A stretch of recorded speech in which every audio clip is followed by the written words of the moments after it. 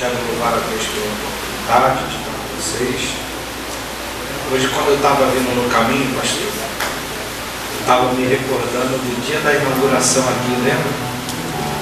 Eu estava me recordando do dia do primeiro culto que a gente veio aqui na Seara, da inauguração, quando era aqui na rua lateral. E antes de eu abrir o texto e trazer a mensagem para vocês, permita-me deixar uma reflexão. Eu aprendi que na minha vida existem dois tipos de pessoas que Deus irá colocar no nosso caminho. Existem pessoas que Deus nos apresentará. E existem pessoas que Deus permitirá com que venhamos a conhecer. Existem pessoas que Deus nos apresenta, nos dá como presente. E outras Deus apenas permite passar pelas nossas vidas. Numa linguagem popular, existem pessoas que nós temos o prazer de conhecer e outras não tanto. A questão é que, independente da classe, Deus sempre nos permite aprender e amadurecer com tais pessoas em algumas áreas da nossa vida. Só que nós devemos entender que existe um tempo que Deus nos permite amadurecer com um sorriso, e já no outro tempo Deus nos permite amadurecer com um choro. Eu não sei se você já fez essa pergunta. Já que o projeto de Deus para a vida de José era fazer ele governador, por que quando ele foi vendido já não fez ele governador? Certa vez Deus respondeu no meu coração que existia um tempo na vida de José que ele tinha maturidade para ser escravo, mas não tinha maturidade para ser governador. Tinha maturidade para receber ordem, mas não tinha maturidade para dar ordem. Por isso que no meio do caminho teve pessoas que Deus permitiu José conhecer, como por exemplo Potifar e sua esposa, só que outras que Deus o presenteou como copeiro dentro daquela prisão. E dentre essas pessoas, o pastor Leandro e a pastora Fabiana são pessoas que Deus nos presenteou. Eu me recordo que toda vez que meu pai vinha a essa casa pregar, ele voltava com o coração alegre, porque ele falava: dessa vez eu acertei. Então que Deus venha abençoar ainda mais, prosperar ainda mais. Eu fico feliz de estar aqui essa noite, porque como eu disse, eu vim lembrando do começo, quando era aqui na rua lateral. Então quero louvar a Deus pela vida de cada um de vocês. Eu tenho a certeza, a convicção que Deus já começou a falar e continuará falando ao seu coração.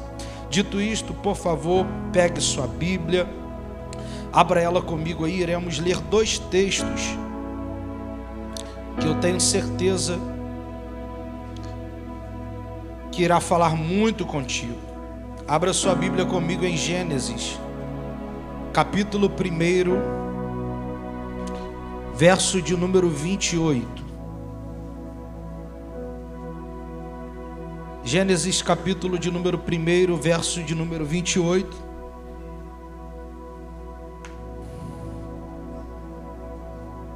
Se for projetar aqui no telão, eu leio a versão aqui do telão para não ter controvérsias na leitura. Gênesis capítulo de número 1, verso de número 28. Gênesis 1, 28. Isso. E Deus os abençoou, e Deus lhe disse: frutificai e multiplicai-vos, e enchei a terra, e sujeitai-a, e dominai sobre os peixes do mar, sobre as aves do céu, e sobre todo o animal vivente que se move sobre a terra. Vá até o capítulo de número 4, verso de número 1. As irmãs não fiquem chateadas com o versículo, eu explico no meio do caminho. E conheceu Adão e Eva, sua mulher, e ela concebeu e deu luz a Caim, e disse: alcancei do Senhor um homem ou um varão. Eu iria ler outro, só que já resumiu. Amém? Queridos, olhem para cá.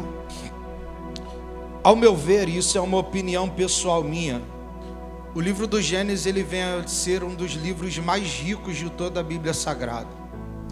Isso porque, ao conhecer Gênesis, principalmente seus 3 primeiros capítulos, nós conseguimos ter uma boa noção e compreender o propósito de Cristo e aquilo que Ele veio cumprir aqui nesta terra.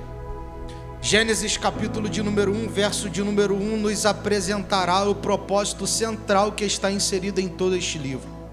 Assim como o nome que irá intitular este livro, que é Gênesis, e o nome que é do original Bereshit, tem o mesmo significado, que é início, princípio.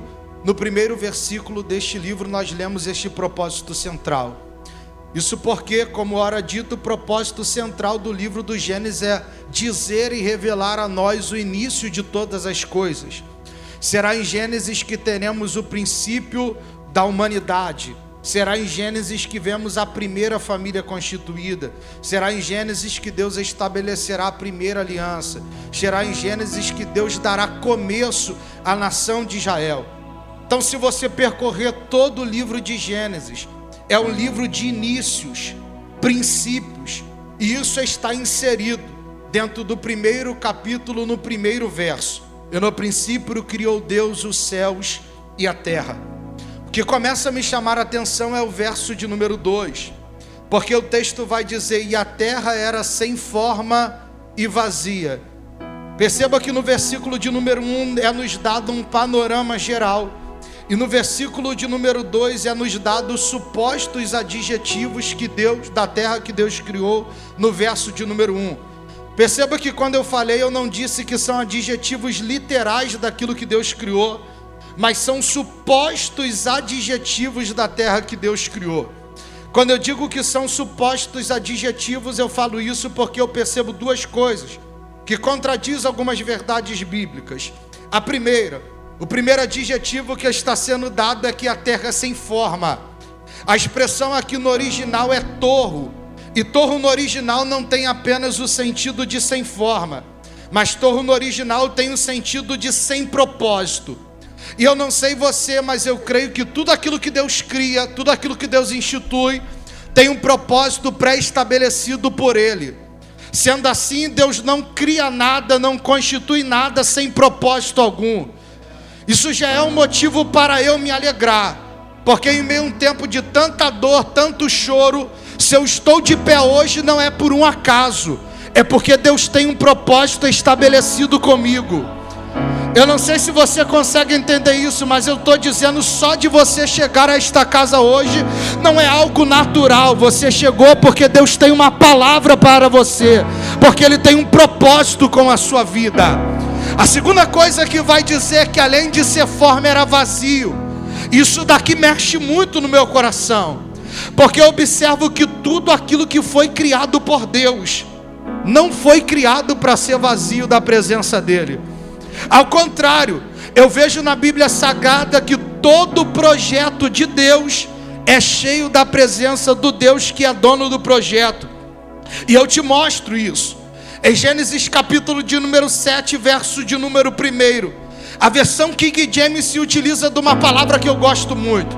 Após Deus achar um homem por nome de Noé em um tempo de calamidade, a qual o pecado se espalhou na terra, Deus vai dar a este homem um projeto. O nome deste projeto é Arca. Quando a arca fica pronta, depois de 100 anos de construção, Deus vai olhar para Noé e vai dizer: Noé, toma tu e a tua casa e vem, entra dentro da arca. Observe a expressão que Deus está te utilizando. Deus dá um projeto ao homem, Deus confia este projeto a este homem por nome de Noé, e quando o projeto está pronto, Deus olha para ele e diz: toma a sua e a sua casa e vem. Ele não diz vai, ele diz vem. Só pode dizer vem quem chegou primeiro. É Deus dizendo: Noé, pode entrar, porque o projeto já está cheio da minha presença. E por que Deus está no projeto? Porque tudo aquilo que é projeto de Deus não pode estar vazio da presença do Deus que é dono do projeto. Mais para frente, Deus encontrará um homem por nome de Moisés. Deus confiará a este homem um projeto chamado tabernáculo. Qual é o nome do projeto? Tabernáculo. Deus dará a Moisés o projeto. O texto vai dizer em Êxodo capítulo de número 40, verso de número 34, que quando o sacerdote ele coloca a última cortina do tabernáculo, vão sacrificar. O texto diz que naquele momento a nuvem do Senhor parou sobre a tenda, e a glória de Deus encheu todo todo o tabernáculo. Porque a glória de Deus encheu o tabernáculo? Porque tudo que é projeto de Deus tem que estar cheio da presença do Deus que é dono do projeto.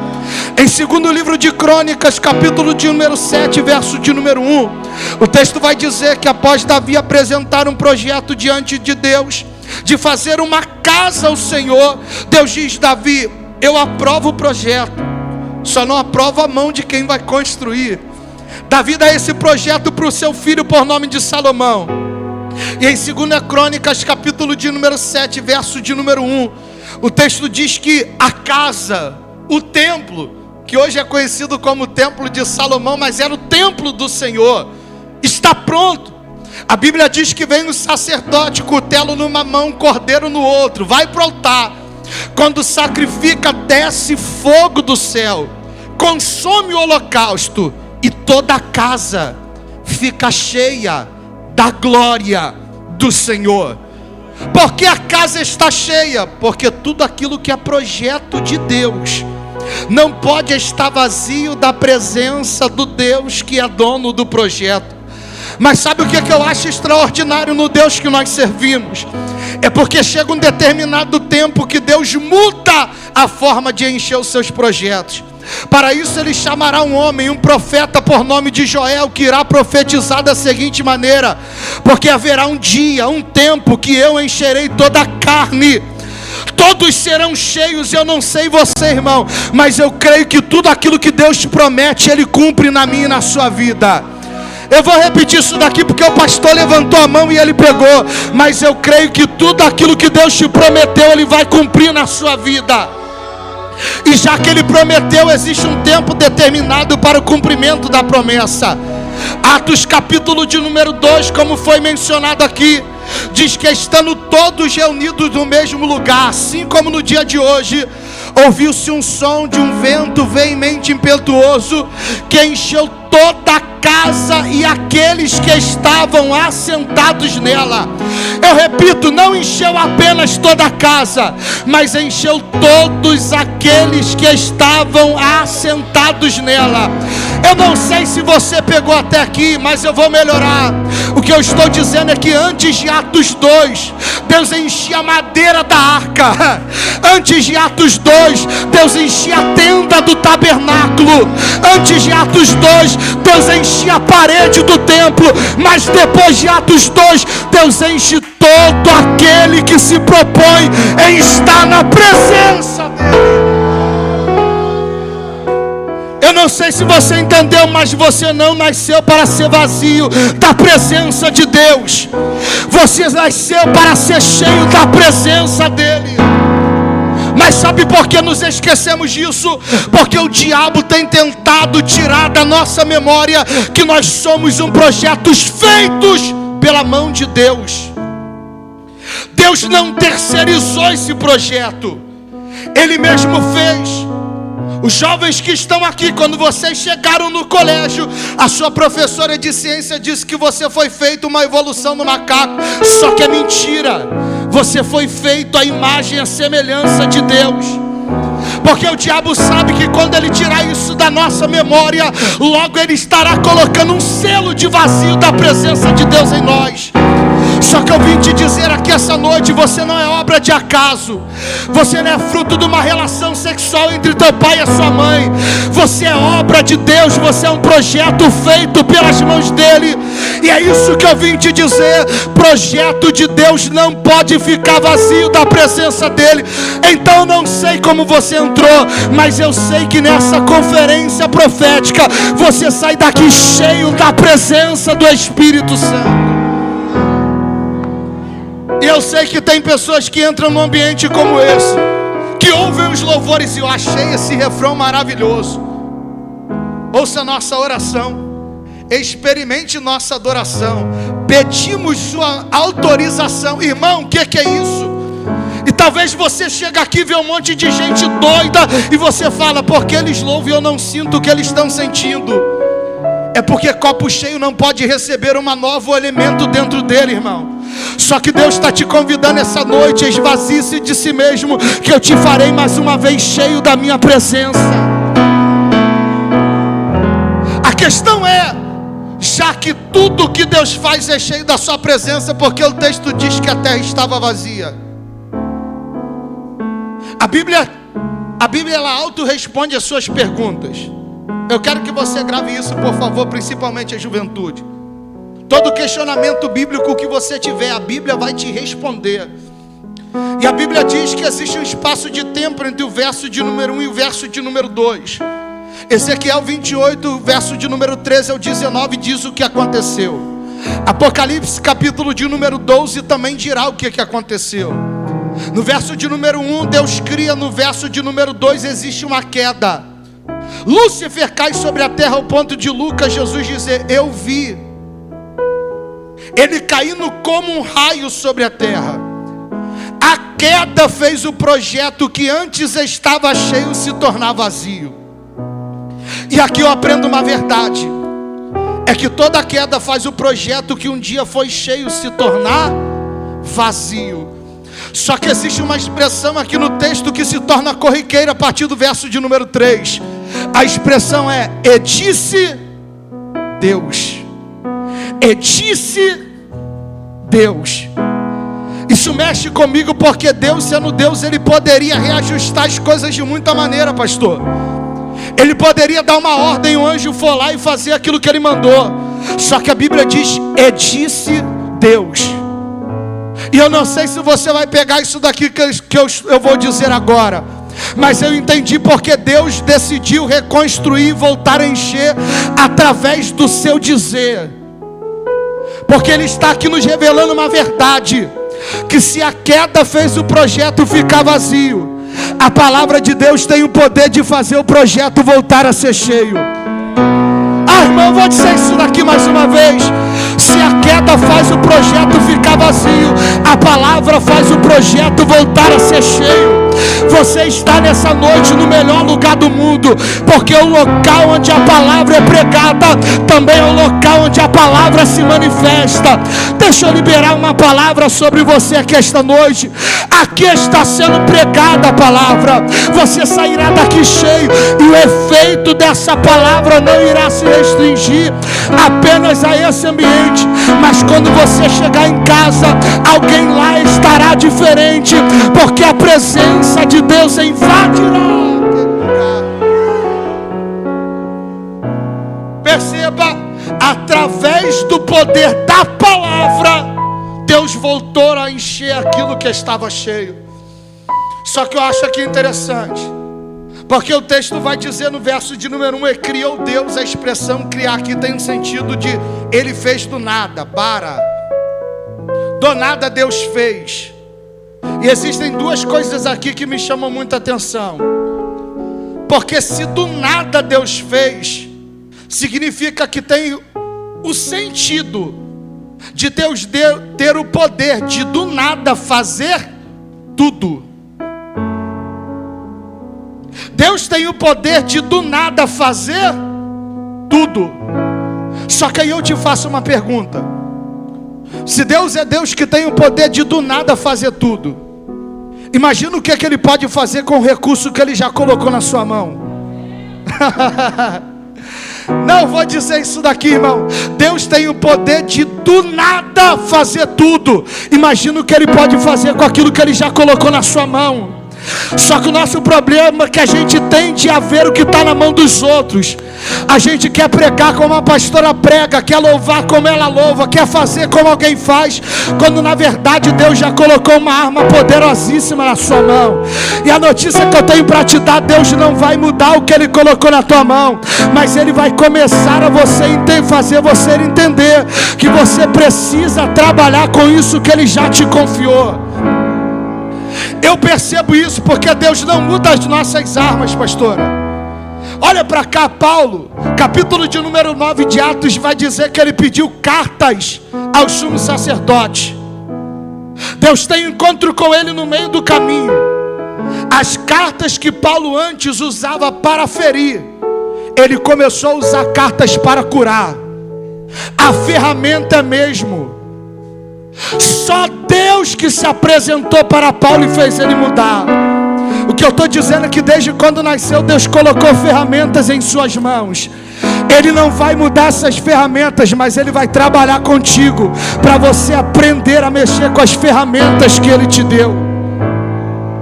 Então, do tudo, de nada, Deus fez tudo.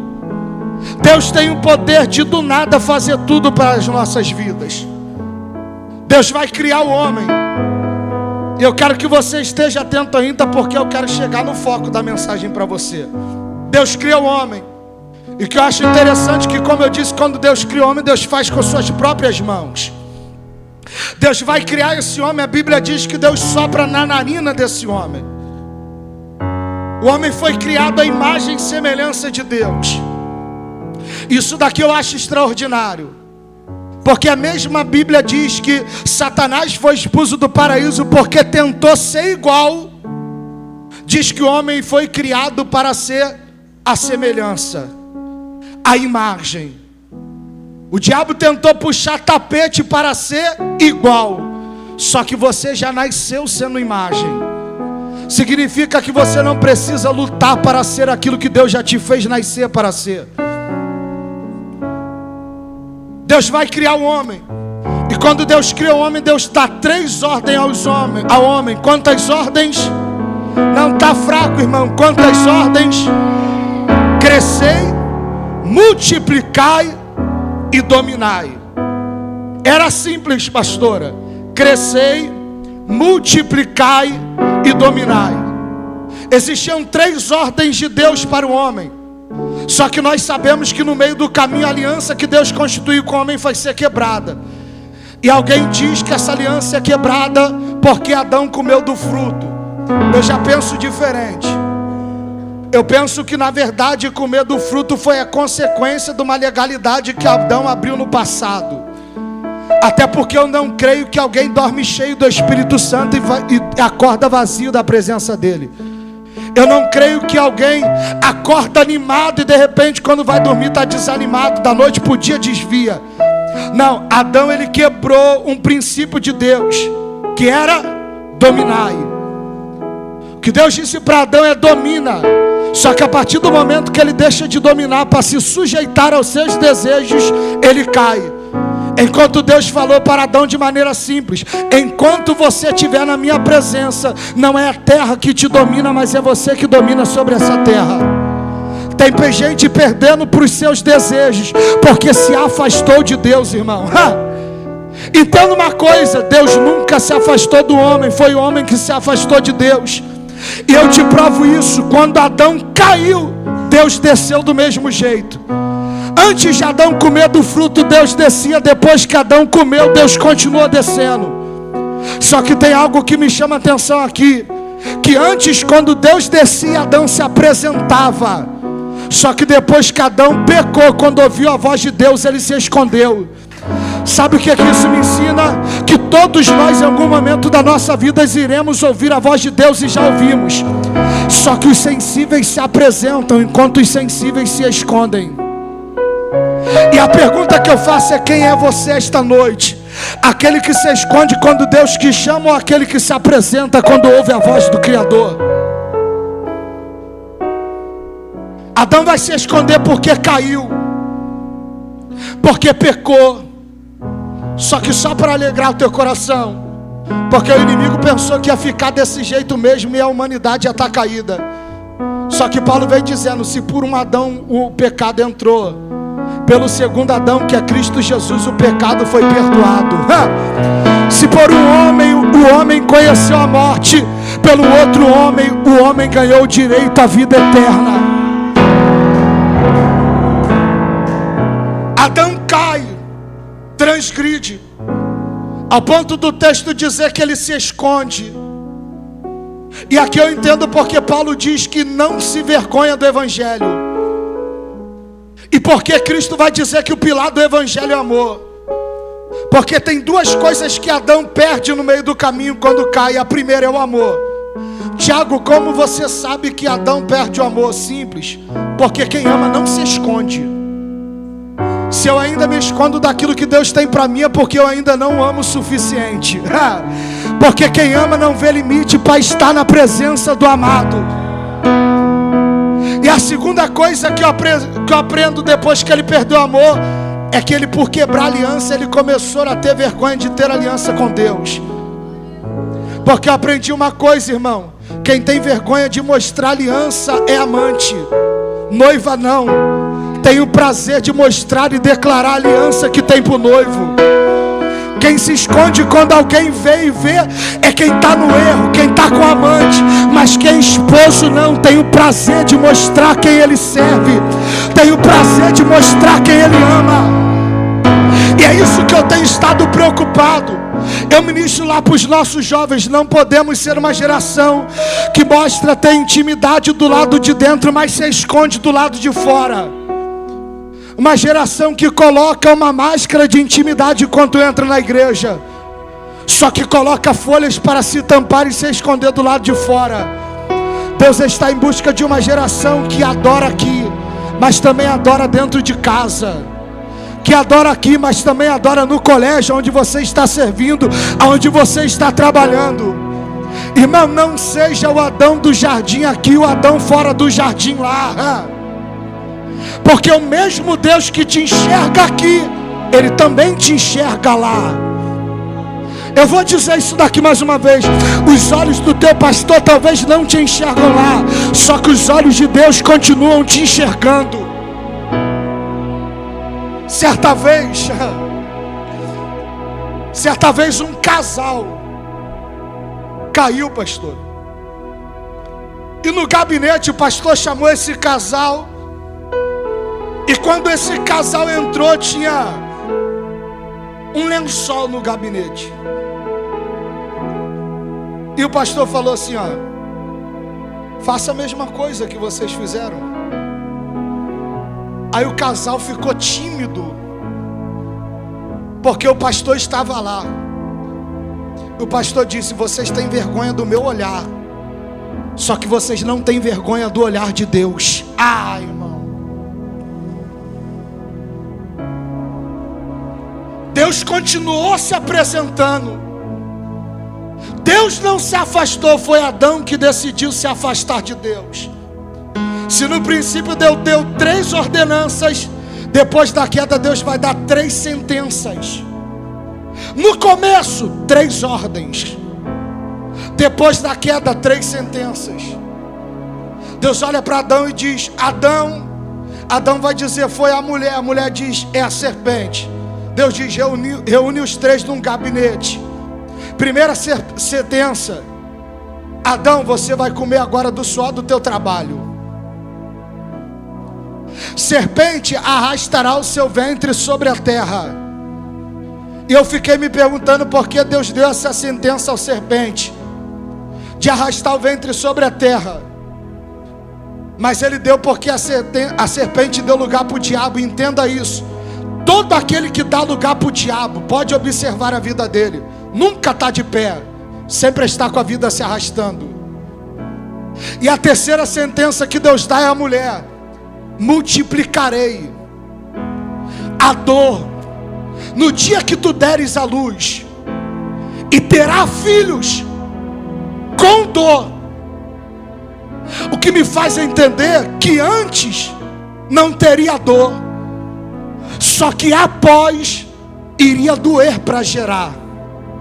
Capítulo de número 4, verso de número 1. Deus pega Adão e Eva, tira do jardim. Aí a Bíblia diz: e conheceu Adão a Eva, e ela gerou Caim, e disse: alcancei do Senhor um homem, ou um varão. É aqui que eu quero que você entenda. Eva vai gerar dentro ou fora do jardim? Alguém já disse: fora do jardim. Eles pecam, Deus tira eles do jardim. E o texto vai dizer no capítulo de número 4, verso de número 1: e conheceu Adão a Eva, e ela gerou um Caim, e disse: alcancei do Senhor um homem, um varão. Só que entenda, a ordem de Deus foi multiplicar e crescer. E quando cai, ele diz: a partir de hoje vai ter dor para gerar. O que me faz entender que Deus estava dizendo, ó, se você gerasse do lado de dentro, não haveria dor. Mas já que decidiu gerar do lado de fora, vai gerar, nem que seja doendo. Porque entenda isso, com dor ou sem dor, mas eu irei gerar aquilo que Deus falou que eu irei gerar. Se a ordem de Deus foi multiplicar, seja com dor ou sem dor, eu irei multiplicar para a glória do nome dEle. Eva agora vai gerar, mas vai gerar com dor. E eu quero liberar uma palavra para você aqui, para começar a esmiuçar esse texto. Para a glória de Deus Pai, a SEAB irá multiplicar filhos e filhos, iremos gerar para a glória de Deus. Só que devemos entender uma coisa: ninguém dá filhos para a noite e para o dia. Ninguém dá filhos da noite para o dia. Antes de gerar o filho, precisa ter intimidade com o noivo. Ninguém gera sem intimidade. Ninguém gera sem relacionamento. E eu ouvi uma frase que mexeu muito comigo, não é minha, do Luiz Hermínio. Ele diz o seguinte, que quando ele se relaciona com a esposa dele, ele não se relaciona em público. Ele se relaciona no secreto. Então o que eu aprendo com isso é que Deus quer ter um relacionamento comigo, mas vai além das quatro paredes da igreja. Então o primeiro passo para gerar, eu devo ter intimidade. Segundo, para eu gerar, eu preciso aprender a passar pelos processos. Pastor é mãe de 3. E a senhora não descobriu que estava grávida num dia e teve um filho no outro. Eu estou tendo essa experiência, minha esposa está grávida. E tem dia que ela enjoa, tem dia que a barriga está maior, tem dia que está um pouco menor, tem dia que ela sente uma dor, tem dia que ela vomita. Existe um processo. E quando terminar esse processo, vão ter pelo menos 2 opções de parto para ela dar à luz aquilo que Deus nos prometeu. O primeiro tipo de parto é o parto cesariana. O segundo tipo de parto é o parto normal. Ambos, cada um tem as suas características. A característica que é o pilar da cesariana é que a cesariana tem hora e dia marcado. Dá tempo da noiva se preparar. Dá tempo da noiva preparar a bolsa, preparar um enxoval, porque tem dia e hora marcado. Só que existe algo na cesariana que muito chama a minha atenção. É que na cesariana ela não sente dor na hora de gerar, porque tem anestesia. Ela só sente dor depois que ela está nos braços, aquilo que foi prometido a ela. E outro tipo de parto é o parto normal. Só que parto normal já começa com um porém. O parto normal não tem dia e hora marcado. A noiva tem que estar preparada para receber aquilo que Deus prometeu a ela. E aqui eu tenho uma verdade para você. No mundo espiritual, Deus não vai te fazer gerar a modo cesariana, porque Ele não é inconsequente de colocar algo na tua mão para depois fazer você sentir a dor daquilo que foi gerado através de você. No mundo espiritual, Deus te fará gerar, só que no parto normal. E o parto normal tem uma característica: não tem anestesia. Enquanto se sente a dor, a mulher está gerando. Enquanto ela sente a dor, aquilo que foi prometido está nascendo. Eu não sei se você está entendendo isso, mas eu estou dizendo que em meio às dores, Deus está fazendo ser gerado algo dentro de você. Alguém disse, não, o Brasil não vai gerar mais, porque estamos chorando, tempo de pranto, tempo de dor. Só que eu quero dizer, isso é uma mentira do inferno.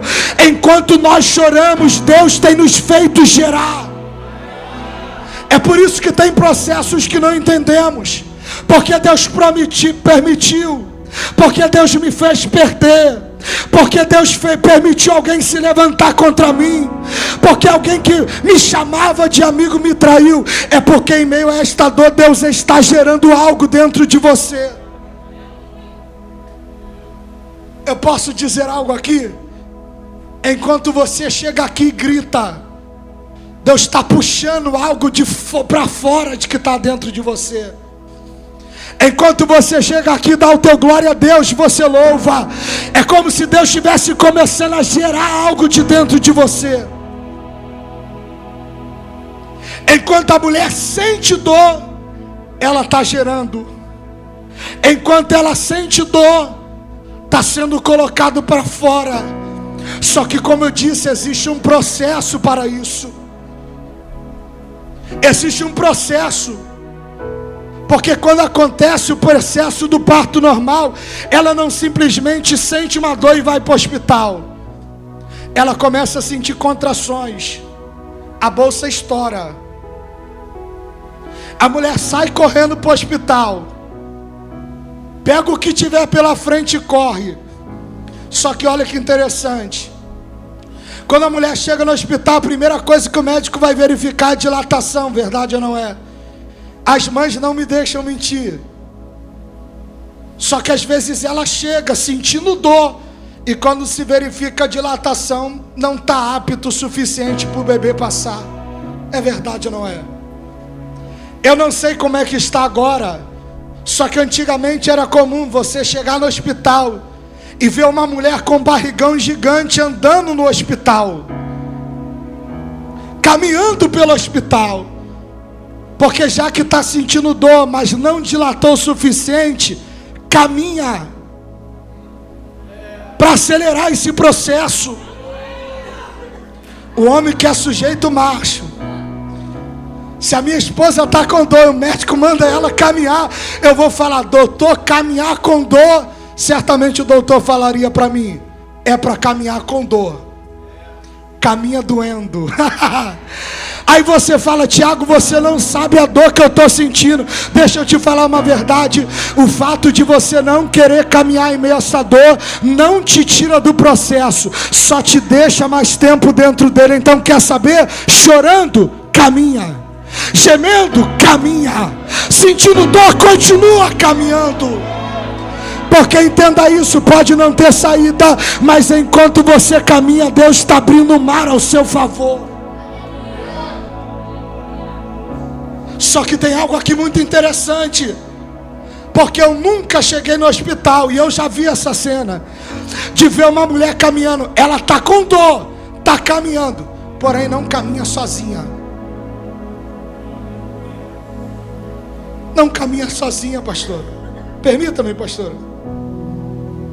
Ela pode estar sentindo dor, só que enquanto ela caminha, o noivo, o amado, está de mão dada falando: filha, só mais um passo.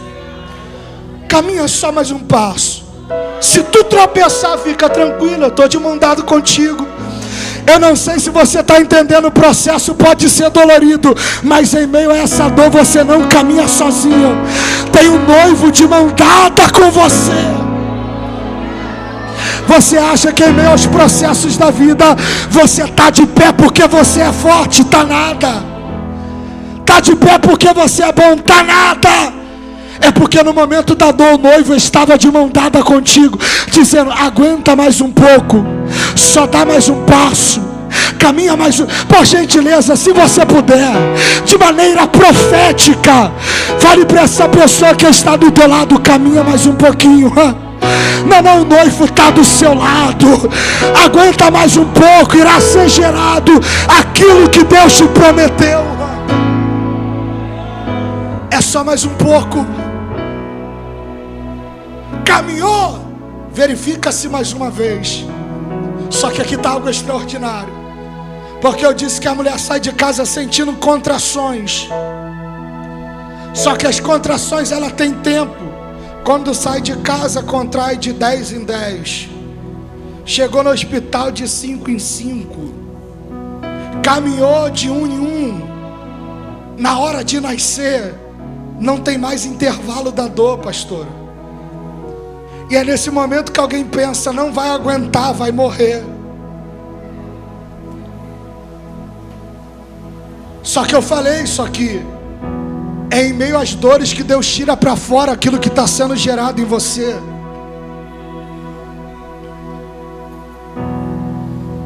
meio às dores que Deus permite vir para fora aquilo que Ele tem gerado em você há tanto tempo. E eu acho interessante que o momento de nascer, os médicos falam que se passar, o bebê morre, porque não tem mais para onde crescer. Isso significa que tudo aquilo que é gerado sob pressão. Porque tem momento que Deus vai alimentando dentro de você algo. Quando Ele vê que está maduro, Ele puxa para fora. A SEAB um dia foi um projeto, hoje é uma realidade, porque o bebê nasceu e cresceu. E seja sincera, pastora, nasceu sob pressão, não foi? Porque eu lembro da pastora contando o testemunho dela, vocês conhecem, que ela falava, não, até abençoo, mas mão no arado. É verdade ou não é, pastora? Só que Deus às vezes permite a pressão para colocar para fora aquilo que está sendo gerado já há muito tempo. É hora de nascer. Só que o nosso problema é achar que depois que nasceu não vai ter desafio. É ao contrário. Depois que nasce que o novo desafio começa. E eu acho interessante que aquilo que nasceu já nasce sendo desafiado. Porque quando o médico puxa para fora e a criança não chora, o médico tem que fazer algo. E geralmente ele faz isso aqui, ó. Porque a criança que nasceu, aquilo que foi gerado, precisa gritar de alguma maneira, precisa chorar. Aquilo que foi gerado precisa fazer barulho, precisa gritar para alguém ouvir. E por que para o médico saber que nasceu bem, nasceu com vida? E é isso que tem gente que não entende. Como é que pode? Você vai para a igreja e canta, você vai para a igreja e chora, você vai para a igreja e grita, você vai para a igreja e levanta a mão. Porque quando o bebê, aquilo que nasceu, está chorando, ele está dizendo para o médico, passei pelo processo, mas não morri, eu sobrevivi em meio a este processo. Eu estava ali no meu canto adorando, ouvindo os louvores e cantando, e eu ouvi alguém bem alto aqui desse lado, glória! O outro dizia lá, Deus! E alguém lá fora dizia, isso é loucura. Só que ninguém pode calar minha voz, porque ninguém sabe o processo que eu passei para dar meu glória a Deus e entregar meu choro aqui. O que eu estou dizendo para você é que está chegando um tempo, e parece que a igreja está desapercebida em meio a tudo que está acontecendo. Estamos sentindo dores. Só que em meio a essas dores é o melhor momento para a gente pregar. Porque são em meio a essas dores que filhos irão nascer. São em meio a essas dores que filhos serão gerados. Só que estamos negligenciando isso, porque não queremos caminhar em meio à dor, porque não queremos dar um passo em meio a essa dor, porque não estamos dispostos a permitir Deus tirar para fora aquilo que Ele gerou em nós. E sabe qual é o mais interessante? É que após nascer, a primeira coisa que o médico faz é colocar no colo de quem gerou. Eu vou liberar uma palavra aqui, eu não sei se você vai gostar do que eu vou dizer.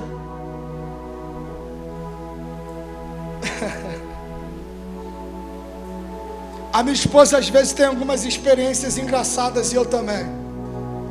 É muito comum a gente sair para algum lugar e alguém falar, tu é o Tiago? E às vezes Deus permite coisas vir em nós que nós não entendemos.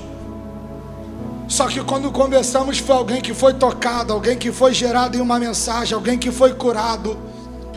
Porque a primeira coisa que Deus faz é te entregar para você ver aquilo que foi gerado de você. E a medicina explica por que colocam a criança no peito da mãe. E existem duas explicações. A primeira, quando ela olha aquilo que foi gerado, ela é tomada por um sentimento de amor tão forte, que ela fala: valeu a pena não ter abortado. Valeu a pena o meu pé rachar.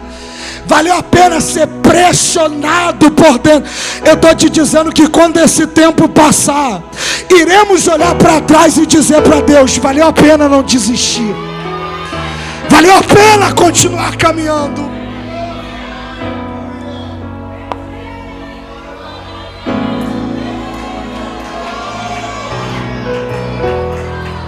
Por gentileza, fale para alguém: vai valer a pena.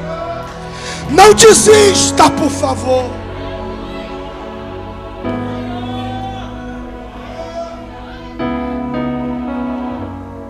A segunda coisa que é gerada, e aqui eu começo a encerrar, é que quando ela vê a criança, as mães vão saber melhor do que eu. Estou falando teoria, vocês conhecem a prática. Mas dizem que a mulher pode estar aberta, que ela esquece a dor da ferida, porque ela está com as suas promessas no braço. Não, vou repetir isso daqui. Ela esquece as dores causadas, as feridas. Ela esquece que um dia ela sentiu dor. Ela esquece que tem uma ferida aberta. Ela só pensa em cuidar daquilo que Deus colocou na mão dela. Eu tenho algumas palavras para você essa noite. A primeira palavra é: pelo amor de Deus, não bote para fora antes do tempo aquilo que Deus te confiou. Não aborte aquilo que Deus está permitindo ser gerado em você. Porque quando isso daí nascer, você vai olhar para trás e vai dizer: valeu a pena não desistir. Valeu a pena continuar caminhando.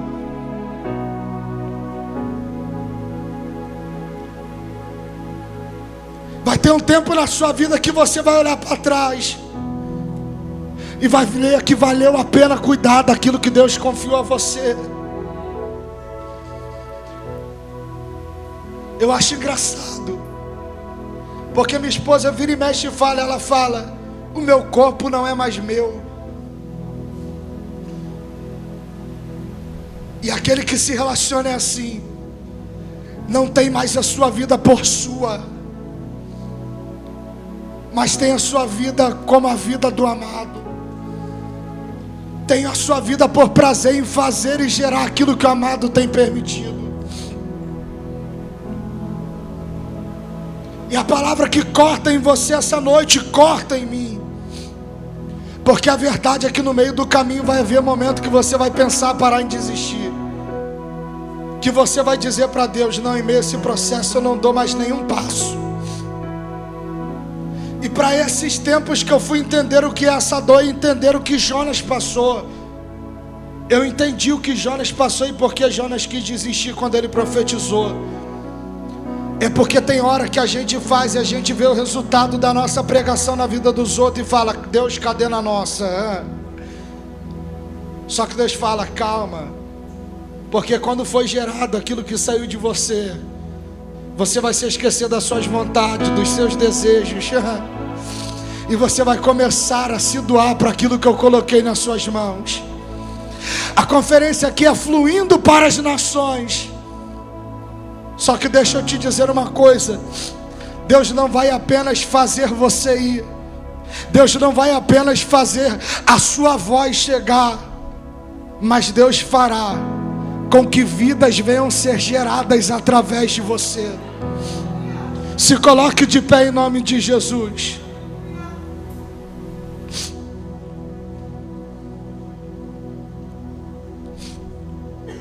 Feche os seus olhos nessa hora.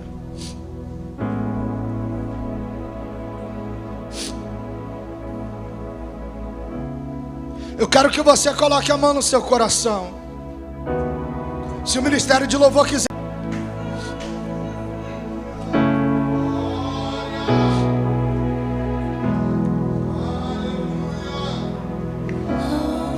É chegado um tempo que não cantaremos mais porque alguém pediu para cantar. É chegado um tempo que não mais iremos adorar porque alguém pediu para reagir. Mas chegará um tempo que seremos movidos por Deus. E não faremos porque alguém mandou, mas faremos por prazer a obra dele. Eu por tempos não entendia. Todos conheceram aqui quem foi meu pai. Eu falava: pai, quem tinha que morrer pela igreja morreu já. Dá um tempo. Ele falou: cara, o que te faz pensar que eu estou cansado? O que te faz pensar que eu faço por obrigação? Ele falou: fazer essa obra me faz viver. E eu entendo isso hoje. Eu entendo porque um pai, quando gera um filho, ele dá a vida pelo seu filho. Porque trabalhar em prol do futuro do filho faz ele prosseguir.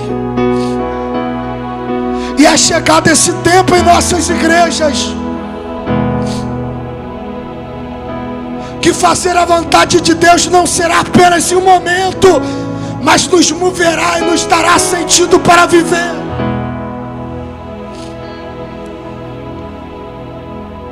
Feche os seus olhos.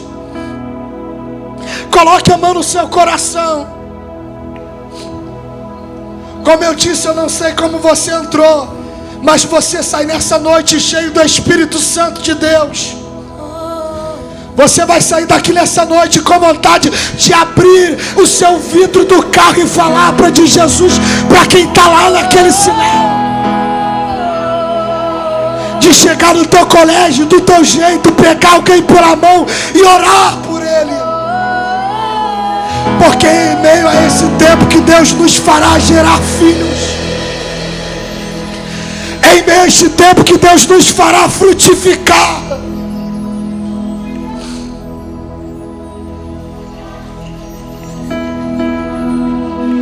Oh Espírito Santo, nós engrandecemos o teu nome, Pai.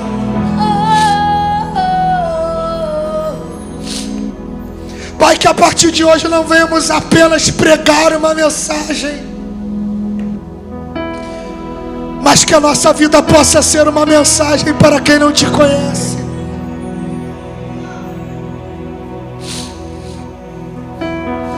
Que não venhamos apenas, Pai, esperar o momento de um culto, só que o nosso andar venha a ser um culto prestado a Ti. Assim como foi louvado, acende em nós essa chama. Desperta em nós essa fome. Permita-nos, Espírito Santo, confia-nos, Pai, o prazer de gerar filhos para o Seu reino.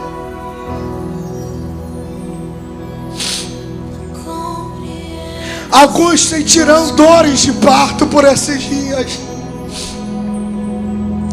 Alguns começarão a ser movidos.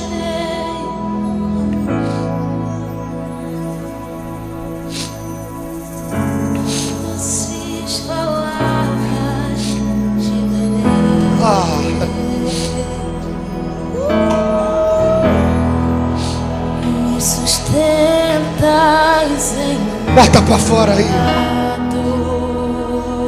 Fala para Ele. Isso me leva mais perto dele. Fala para Ele que Ele está de mão dada contigo para você dar o próximo passo. Expresse para Ele esse desejo que tu tem. Oh Espírito Santo. E ao redor de cada esquina, em cima de cada montanha, eu não procuro por coroas ou pelas águas das fontes. Adora Ele nesse Desesperado instante. eu te busco,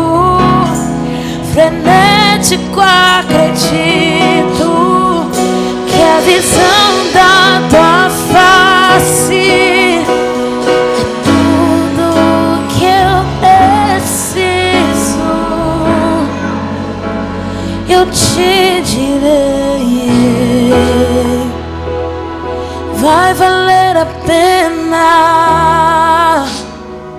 vai valer a pena, vai valer a pena mesmo.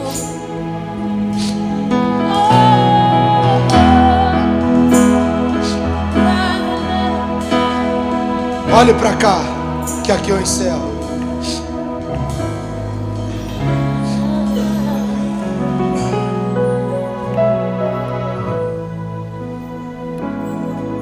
Eu lembro que certa vez eu era uma criança, eu tinha 12 anos de idade. Foi na Igreja Batista Luz. Eu estava longe do meu pai, longe da pastora.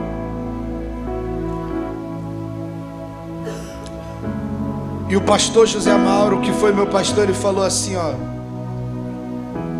quem quer se entregar? Quem quer se entregar para uma chamada?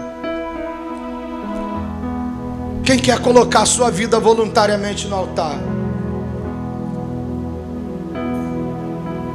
E meu pai contava que quando ele viu, eu tomei um susto porque eu estava chorando lá na frente. E hoje, quando eu olho para trás, eu vejo que eu vivo a decisão que eu tomei há anos atrás.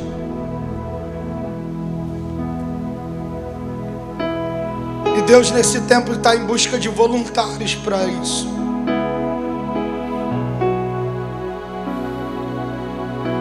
Então não vão ser apenas 3 dias de conferência que tu vai louvar para fluir para as nações, mas hoje também é a noite de você falar: Deus, eu estou aqui. E se o Senhor precisar de alguém, pode contar comigo. Pessoas que não apenas ouviram essa mensagem, mas estão dispostas de dizer para Deus: Pai, que venha ser gerado em mim. Se tem alguém aqui essa noite que se voluntaria para essa chamada, fala para Deus: Pai, pode gerar em mim filhos. Coloca em mim esse sentimento, coloca em mim essa fome, essa sede, esse desejo. Eu te peço, saia do teu lugar que eu irei orar pela sua vida para encerrar. Enquanto o ministério de louvor vai adorar, você sai do seu lugar. Vai valer a pena, vai valer